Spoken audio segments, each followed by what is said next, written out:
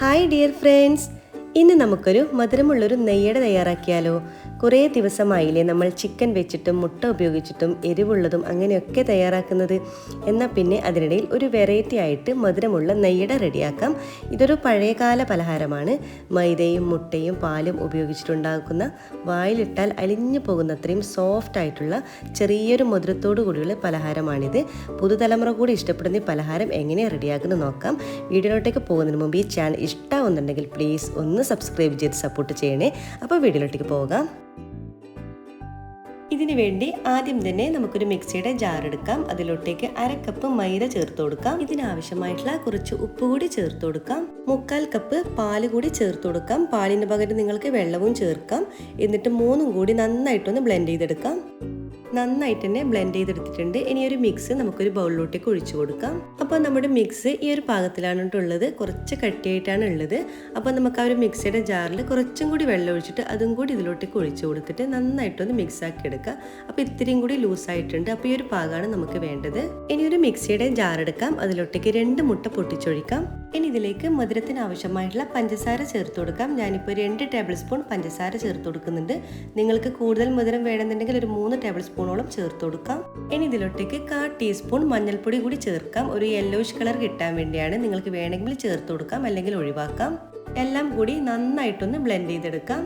ഇനി നമ്മുടെ ഒരു ബ്ലെൻഡ് ചെയ്തിട്ടുള്ള നമ്മുടെ മുട്ടൻ്റെ മിക്സ് ഒരു ബൗളിലോട്ടേക്ക് ഒഴിച്ചു കൊടുക്കാം. നമ്മൾ മഞ്ഞൾപ്പൊടി ചേർത്തതുകൊണ്ട് നല്ലൊരു യെല്ലോയിഷ് കളർ കിട്ടിയിട്ടുണ്ട്. ഇനി ഇതിലോട്ടേക്ക് ഒരു 1/4 ടീസ്പൂണോളം ഏലക്കൻ്റെ പൊടി ചേർത്ത് കൊടുക്കാം. അതും കൂടി ചേർത്തിട്ട് നന്നായിട്ടൊന്ന് മിക്സ് ആക്കി കൊടുക്കാം. ഇനി നമുക്ക് നെയ്യട റെഡിയാക്കി എടുക്കാം. ഇനി ഒരു സ്റ്റീമർ എടുക്കാം. അതിലോട്ടേക്ക് കുറച്ച് വെള്ളം ഒഴിച്ചിട്ട് നന്നായിട്ട് ആവി കയറ്റി എടുക്കാം. നമ്മളിത് ആവിയിലാണ് ഈ ഒരു നെയ്യട വേവിച്ചെടുക്കുന്നത്. അപ്പോൾ അതിന് മുന്നേ നമുക്കൊരു സ്റ്റീൽ പാത്രം എടുക്കാം. എന്നിട്ട് അതിലോട്ടേക്ക് കുറച്ച് നെയ്യ് ഒന്ന് സ്പ്രെഡ് ചെയ്ത് കൊടുക്കാം. നമ്മൾ എടുക്കുന്ന പാത്രത്തിൻ്റെ എല്ലാ ഭാഗത്തോട്ടേക്കും നമ്മുടെ നെയ്യ് ഒന്ന് തടവി കൊടുക്കണം. അപ്പോൾ ഇതുപോലെ ഒന്ന് നന്നായിട്ടൊന്ന് എല്ലാ ഭാഗത്തോട്ടേക്കും ഒന്ന് സ്പ്രെഡ് ചെയ്ത് കൊടുക്കാം. അപ്പോൾ നന്നായിട്ട് ആവി വരുമ്പോൾ നമ്മൾ ആദ്യം തയ്യാറാക്കിയിട്ടുള്ള നമ്മളെ മാവിൽ നിന്നും ഒരു തവി മാവ് ഇതിൻ്റെ മുകളിലോട്ടേക്ക് ഒഴിച്ചു കൊടുക്കാം. വളരെ തിന്നാക്കിയിട്ട് വേണം നമ്മളത് ഒഴിച്ചു കൊടുക്കാൻ. ഒഴിച്ചതിന് ശേഷം നമ്മൾ ഇതുപോലെ നമ്മൾ വീഡിയോയിൽ കാണുന്നത് പോലെ ഇതുപോലെ ഒന്ന് ചുറ്റിച്ചു കൊടുക്കുക. അപ്പോൾ നമ്മൾ ഇതുപോലെ തിന്നാക്കിയിട്ട് ഒഴിച്ചു കൊടുത്തിട്ടുണ്ട്. ഇനി നമുക്കിതിവിടെ അടച്ച് വെച്ചിട്ട് ഒരു 10-20 സെക്കൻഡ് നമുക്കിതുപോലെ അടച്ച് വെച്ചൊന്ന് വേവിച്ചെടുക്കാം.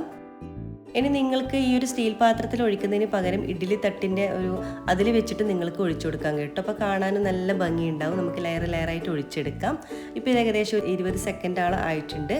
നമുക്ക് തുറന്ന് നോക്കാം. കണ്ടില്ലേ, ഇതിൻ്റെ മുകൾ ഭാഗമൊക്കെ നന്നായിട്ട് തന്നെ വറ്റി വന്നിട്ടുണ്ട്. കൈക്ക് ഇതുപോലെ ഒട്ടിപ്പിടിക്കുന്നൊന്നുമില്ല. ഇതുപോലെ ആയി വരണം. ഇനി ഇതിൻ്റെ മുകളിൽ നമുക്ക് മുട്ടൻ്റെ മിക്സാണ് ഒഴിച്ചു കൊടുക്കേണ്ടത്. അതും ഇതുപോലെ ഒരു തവി ഒഴിച്ചു കൊടുക്കുക. ഒഴിക്കുമ്പോൾ ശ്രദ്ധിക്കുക, നല്ല തിന്നാക്കിയിട്ട് വേണം ഒഴിച്ചു കൊടുക്കാൻ.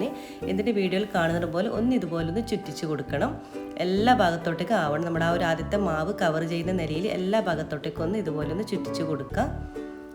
നമ്മൾ മുട്ടയായത് കൊണ്ട് തന്നെ ഒരു 30 സെക്കൻഡോളം നമ്മളിത് വേവിച്ചെടുക്കണം.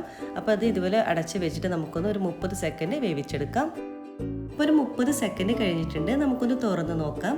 കണ്ടില്ലേ, നമ്മളെ മുട്ടൻ്റെ മിക്സ് നന്നായിട്ട് തന്നെ വെന്ത് വന്നിട്ടുണ്ട്. മുട്ട ഏകദേശം ഒരു 30 സെക്കൻഡോളം തന്നെ വേവിച്ചെടുക്കണം കേട്ടോ, എങ്കിലേ പെട്ടെന്ന് വെന്ത് കിട്ടുള്ളൂ. അപ്പോൾ കൈക്ക് ഒട്ടിപ്പിടിക്കുന്നൊന്നുമില്ല. അപ്പോൾ മുട്ട നന്നായിട്ട് ഇതുപോലെ വെന്ത് കഴിഞ്ഞാൽ അതിൻ്റെ മുകളിൽ നമുക്ക് കുറച്ച് നെയ്യൊന്ന് ഇതുപോലെ ഒന്ന് സ്പ്രെഡ് ചെയ്ത് കൊടുക്കണം. എല്ലാ ഭാഗത്തോട്ടേക്കും നമ്മുടെ മുട്ട ഒഴിച്ച എല്ലാ ഭാഗത്തോട്ടേക്കും ഇത്തിരി നെയ്യൊന്ന് തടവി കൊടുക്കുക.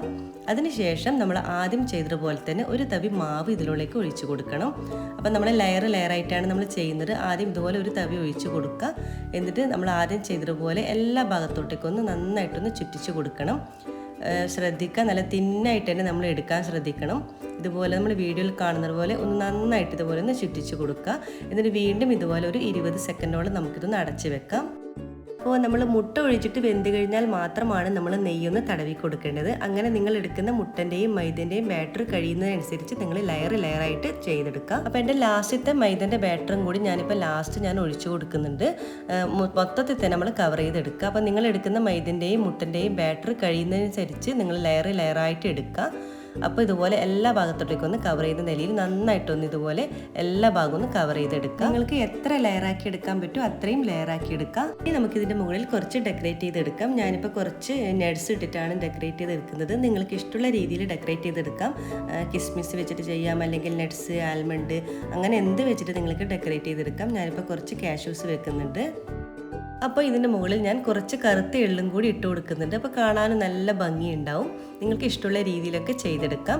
എന്നിട്ട് ഇതെല്ലാം കൂടി നമുക്കിതൊന്ന് അടച്ച് വെച്ചിട്ട് ഒരു 2 മിനിറ്റ് നമുക്കൊന്ന് വേവിച്ചെടുക്കാം. അപ്പോഴേക്കും നന്നായിട്ട് തന്നെ സെറ്റായിട്ടൊന്ന് കിട്ടും. 2 മിനിറ്റ് ശേഷം നമുക്കൊന്ന് തുറന്ന് നോക്കാം. കണ്ടില്ലേ, ഇത് നന്നായിട്ട് തന്നെ വെന്ത് വന്നിട്ടുണ്ട്, നല്ല സെറ്റായിട്ട് തന്നെ വന്നിട്ടുണ്ട്. ഇനി നമുക്കിത് ഈ പ്ലേറ്റ് ഇതിൽ നിന്ന് മാറ്റി വെക്കാം. എന്നിട്ട് നന്നായിട്ട് തണുക്കാൻ വേണ്ടി വെക്കാം. അപ്പോൾ നമ്മുടെ നെയ്യട ഇവിടെ നന്നായിട്ട് തന്നെ തണുത്തിട്ടുണ്ട്. കണ്ടില്ലേ, നല്ല സെറ്റായിട്ട് തന്നെ വന്നിട്ടുണ്ട്. അപ്പോൾ നിങ്ങൾക്ക് വീഡിയോയിൽ കാണുന്നുണ്ടാവും ഇതിൻ്റെ സൈഡ് ഭാഗമൊക്കെ ഇതുപോലെ വിട്ട് വരുന്നുണ്ട്. നമ്മൾ നെയ്യൊക്കെ ചേർത്തത് കൊണ്ട് ഇതിൻ്റെ സൈഡ് ഭാഗം പെട്ടെന്ന് തന്നെ വിട്ട് വരും. ഇനി നമുക്ക് ഇഷ്ടമുള്ള രീതിയിലൊക്കെ നമുക്ക് കട്ട് ചെയ്തെടുക്കാം. അപ്പോൾ നമുക്കിതൊന്ന് കട്ട് ചെയ്ത് നോക്കാം. വളരെ എളുപ്പത്തിൽ കിട്ടും. കണ്ടില്ലേ, നമ്മുടെ നെയ്യട ഇവിടെ റെഡി ആയിട്ടുണ്ട്. കാണുമ്പോൾ തന്നെ നമുക്ക് കഴിക്കാൻ തോന്നും. വായിലിട്ടാൽ അലിഞ്ഞു പോകുന്നത്രയും നല്ല സോഫ്റ്റ് ആയിട്ടാണ് കേട്ടോ ഇരിക്കുന്നത് ഇത്. അപ്പോൾ നിങ്ങളെല്ലാവരും തന്നെ ഇതൊന്ന് ട്രൈ ചെയ്ത് നോക്കുക. നിങ്ങൾക്ക് എന്തായാലും ഇഷ്ടമാകുമെന്ന് കരുതുന്നു. ഈ ഒരു പഴയകാല വിഭവം ഇപ്പോഴത്തെ പുതുതലമുറ കൂടി ഇഷ്ടപ്പെടുന്ന രീതിയിലാണ് ഇത് ഉണ്ടാവുക. നല്ല ലെയറോട് കൂടിയിട്ടാണ് കേട്ടോ ഇത് ഉണ്ടാകുന്നത്. കാണാനും നല്ല ഭംഗിയാണ്. എത്ര കഴിച്ചാലും മതിയാവില്ല. അപ്പോൾ എല്ലാവർക്കും ഇഷ്ടമായി എന്ന് കരുതുന്നു. ട്രൈ ചെയ്ത് നോക്കുന്ന സമയത്ത് ഫീഡ്ബാക്ക് അറിയിക്കാൻ മറക്കരുത്. അതുപോലെ തന്നെ നിങ്ങൾക്ക് ഈ ചാനൽ ഇഷ്ടപ്പെടുന്നുണ്ടെങ്കിൽ പ്ലീസ് ഒന്ന് സബ്സ്ക്രൈബ് ചെയ്ത് സപ്പോർട്ട് ചെയ്യണേ. ലൈക്ക് ചെയ്യാനും ഷെയർ ചെയ്യാനും കമൻറ്റ് ചെയ്യാനും മറക്കരുത്. ഇൻഷാ അല്ലാഹ് വീണ്ടും മറ്റൊരു നല്ലൊരു വീഡിയോയിലൂടെ വീണ്ടും കാണാം. അതുവരേക്കും എല്ലാവർക്കും ഒരിക്കൽ കൂടി താങ്ക് യു.